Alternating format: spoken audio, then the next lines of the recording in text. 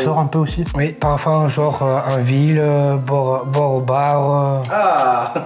Voilà, c'est pas parce que je suis en situation de handicap que j'ai pas le droit de faire les mêmes choses que les autres. Ouais. Ça va le faire, hein? On va. Allez. Il n'y a pas de raison. Ouais.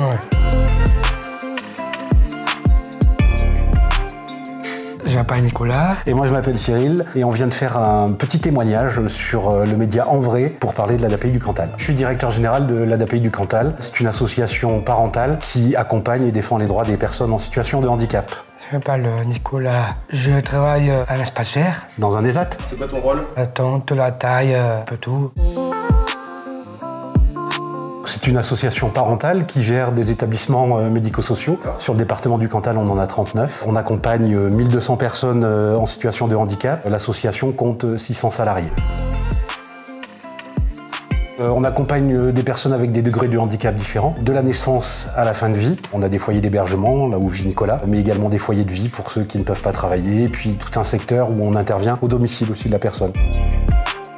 On fait des activités. Tu sors un peu aussi? Oui, parfois genre en ville, boire au bar. Ah. Ouais, il y a des sorties, des balades, des activités, parce que l'idée aussi c'est qu'ils puissent vivre dans la ville. L'idée c'est que chacun prenne du plaisir, tant la personne accompagnée dans les activités qu'on lui propose et le professionnel dans les activités qu'il mènera.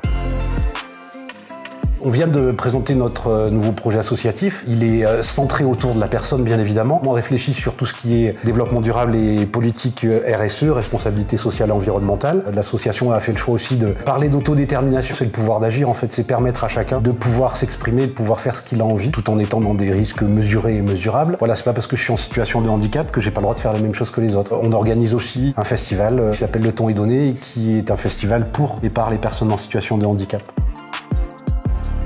On a un centre de formation en plus, l'ADAPI du Cantal, qui forme au métier du sanitaire et du médico-social. On est en train de recruter des apprentis. On fait le choix de former 50 jeunes ou moins jeunes chaque année au métier du médico-social. Plus de 300 personnes en situation de handicap qui travaillent dans nos ESAT ou en mise à disposition dans des entreprises.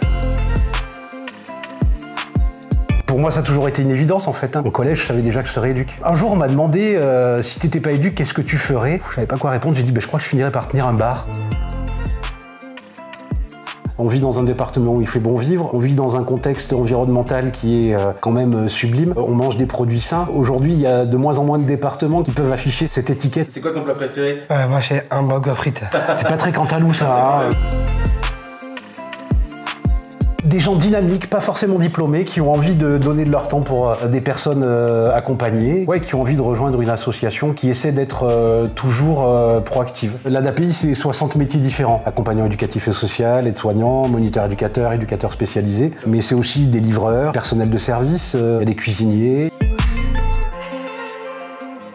On est présent sur tous les forums cantaliens, forums salon de l'étudiant, des forums qui sont organisés aussi par le département pour recruter du monde. Demain, si vous avez envie de venir dans le Cantal, si vous avez envie de vous installer, venez parce qu'on s'occupera même de vous pour trouver du taf pour votre compagnon ou votre compagne.